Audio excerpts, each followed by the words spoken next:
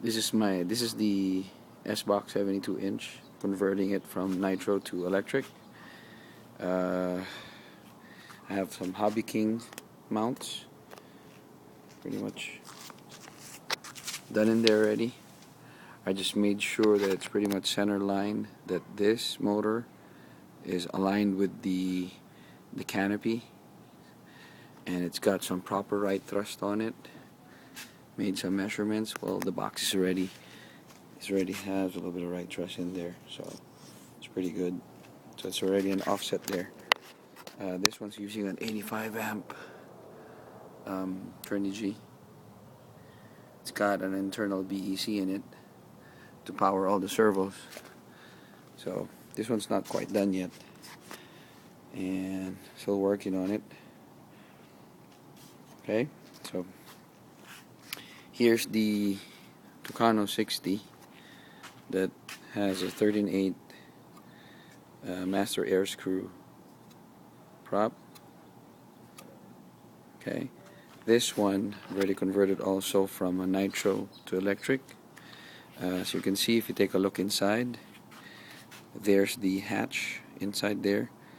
If I would ever need to take off the battery inside, I just take off the hatch, take off the canopy first, unscrew it, and I put some tabs in there, take off the battery. Now, here's how I power the model.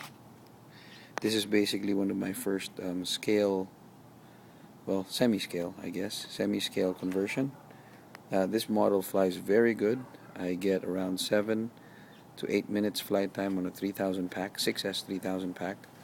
I'm running a Turnigy motor as well. It has a 4260 650 kV.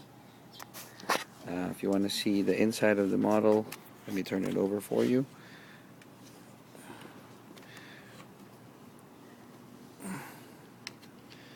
Model has, there's the battery in there. Okay, there's the power. Okay, I put some straps in there so that the battery doesn't move back and doesn't move back to the canopy, so that I can keep the CG up in the front. Now, I tried those new E-Flight retracts. Kind of eats a lot of power, so it needs a lot of power to pull that. It doesn't work good in the 5 volts. Has to be in 6 volts. Just because of that, I needed to go up on the BEC. So right now I'm only using 2 Turnigy BECs in there, but I ordered already a CC BEC Pro and changed those 2 so that I can just have one and dedicate one power for just the servo, just the retracts.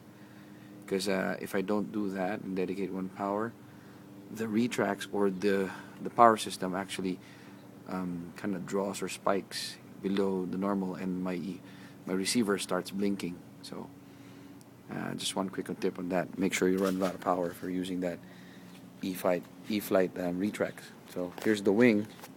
It's got the E-Flight retracts there. So metallic ones, kind of heavy though, but they look nice. So this is one of my newer conversions. This is a BH model P36 Curtis Hawk. Also did the same thing. This one is having kind of problem here because I needed to run a bigger motor to drive that bigger prop. It's a 15.7 prop that I'm running on this one, triple braid prop. So I need a high torque motor, enough kV to drive it, but not too much torque. So, I had a little bit of mishap on this one. I ran it on 6S, and it kind of torque steered on me. So I went down to a 5S now. I did the same power setup on this one, like wiring setup. So I have that power plug in here, so I can just plug in my my switch. This one is the charge. So I basically just plug it in here and it charges the battery inside, so I don't have to take off the battery anymore.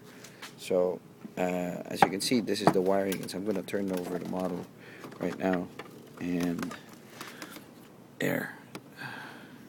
So what I did was, if you take a look at it closely, this wire has two wires leading from one end.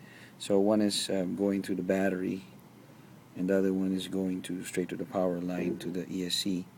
So basically that's what it is. And just running some high-tech servos in it.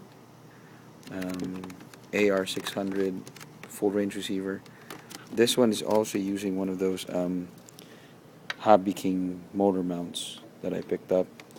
I don't know if you can see it from in there. There it is. It's inside there. I think I'm using the stackable ones on this one. I have the stackable one, the silver stackable ones. This one's using a 400 kV Monster 60 motor from Nitro planes. Pretty good, a lot of torque. Don't run it on 6S.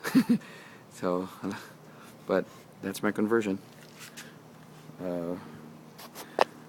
Hope to flyer this weekend. So, thanks guys.